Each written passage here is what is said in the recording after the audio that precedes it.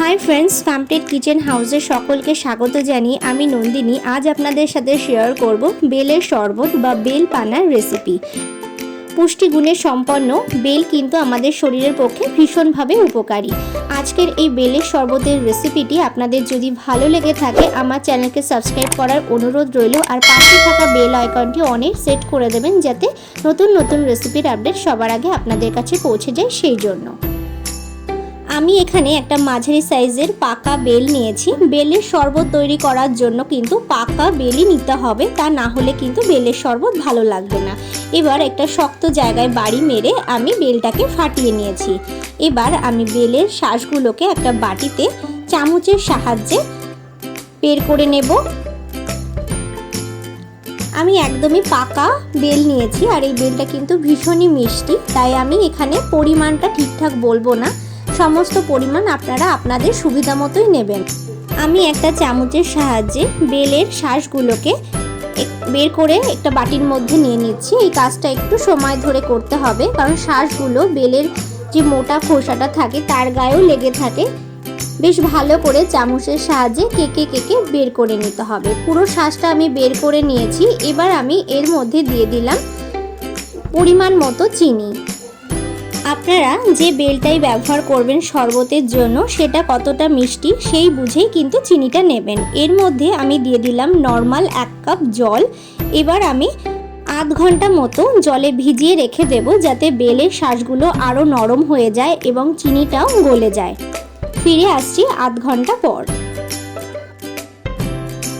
ফিরে এলাম আধ ঘন্টা পর। দেখুন বেলের শাঁসগুলো কিন্তু জলে ভিজে অনেকটাই ফুলে গেছে এবং খুবই নরম হয়ে গেছে। এবার আমি হাতের সাহায্যে এইভাবে চটকে বেলের যে দানা আর ফাইবারটা থাকে সেইগুলোকে যতটা সম্ভব আলাদা করা যায় এইভাবে চটকে আলাদা করে নেব, যাতে বেলের শাঁসটা জলের সাথে ভালোভাবে মিশে যায়। ভালোভাবে চটকে নেওয়া হয়ে গেছে।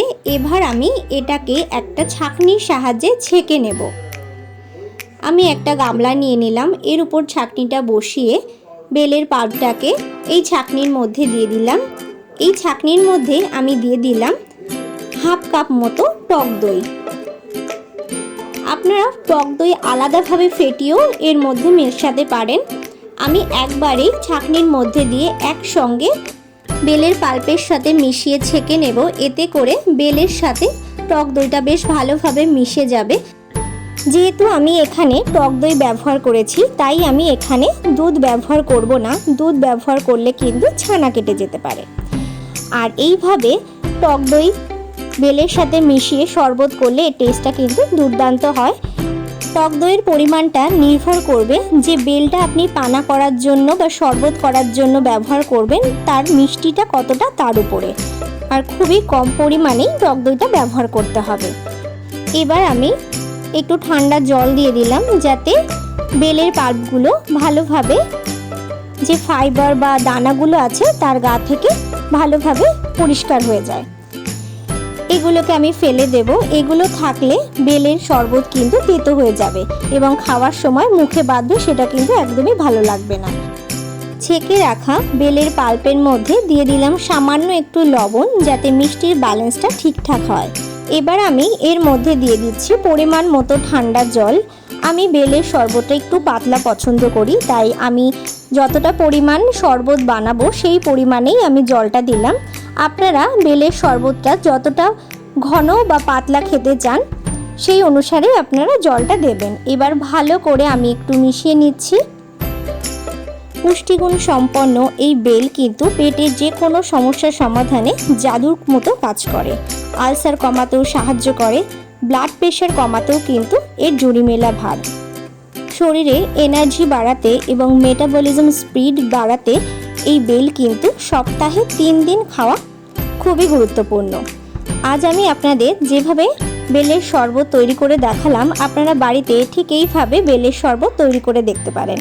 আশা করছি আপনাদেরও ভীষণ ভালো লাগবে। রেসিপিটি বাড়িতে ট্রাই করে কমেন্ট করে জানাতে ভুলবেন না আপনাদের কেমন লাগলো। বেলের শরবতের প্রত্যেকটা উপকরণ আপনারা আপনাদের স্বাদ অনুসারেই ব্যবহার করবেন। হালকা টক মিষ্টি বেলের শরবত খেতে কিন্তু দুর্দান্ত লাগে। আজকের এই রেসিপিটি বাড়িতে ট্রাই করে কমেন্ট করে জানাতে ভুলবেন না আপনাদের কেমন লাগলো। রেসিপিটি ভালো লাগলে লাইক করবেন, শেয়ার করবেন।